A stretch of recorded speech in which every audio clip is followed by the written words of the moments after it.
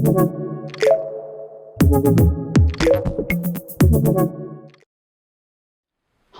I'm Adil Fattar and welcome to this series of videos. These videos are part of your consent process, which includes the consultation with me, the written information I gave you in the clinic, and the letters in the post. These videos are generic and an aide-de-memoire, so feel free to watch them as many times as you like, jot down any questions you have, and I'll go through them with you in the clinic at our next appointment. If you're not one of my patients, these videos do not constitute independent medical advice and shouldn't really be used outside of the context of a consultation with me. Either way, I hope you find these videos interesting and informative. Body contouring surgery is a whole range of procedures that aim to improve the silhouette of the body in clothes.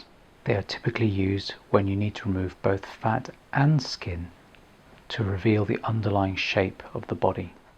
They are best performed when you're at a stable weight and as part of a generalized lifestyle change. In other words, you have good diet and exercise, and in doing this, you'll ensure good long-term results. Body contouring surgery refers to a whole group of procedures. These include abdominoplasty and liposuction. These have their own specific videos, so have a watch of those. Also arm lift or brachioplasty, buttock lift, body lift, and adjustments to the mons area, the suprapubic area. There are a huge number of variations on each of these procedures, and this is to address all the slight differences in anatomy that people have. For any patient that's lost a significant amount of weight or approaches us for body contouring surgery, it's important to build a list of your priorities of what bothers you the most, as in many cases a staged treatment plan is required. All of these procedures involve fairly extensive scarring, either from hip to hip for a tummy tuck, around the circumference of the waist for a body lift, down the arm for an arm lift, down the inside of the thigh for a thigh lift. Occasionally, it can be performed with a scar in the bikini line.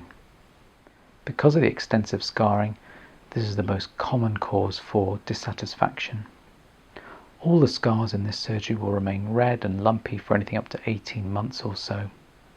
But the majority of scars will stretch to some degree and not remain as fine hairline scars. There's the risk of hypertrophic or keloid scarring forming. Have a look at the keloid scar video for a further explanation.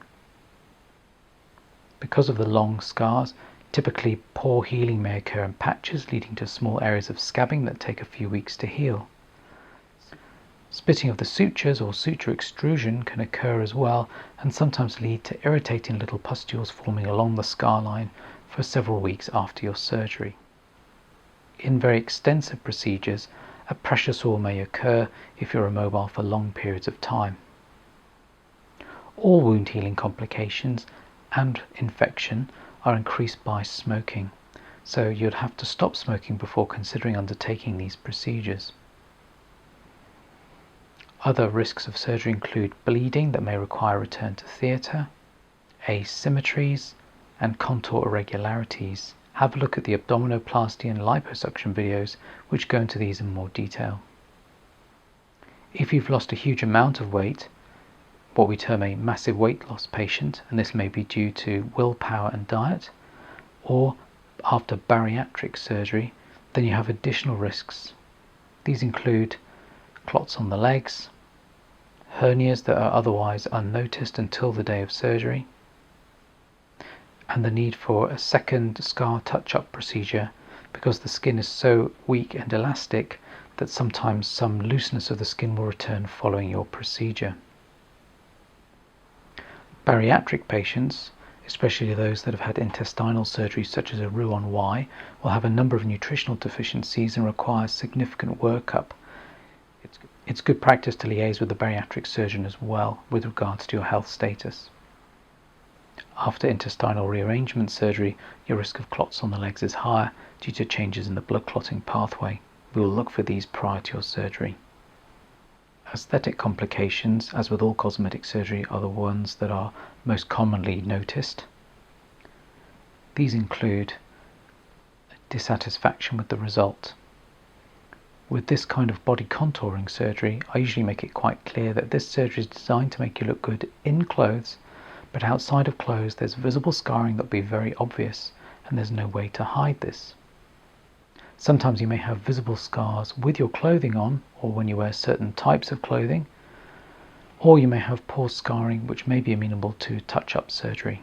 Scarring from brachioplasty is often the one with the most visible scar, and in the preoperative appointment I'll draw on your arm with black marker pen to show you where the scar will be. This will allow you to go home and try on a variety of clothing to see whether such surgery is the kind of surgery you wish to undertake. You may feel that the surgery has over or under-corrected the problem.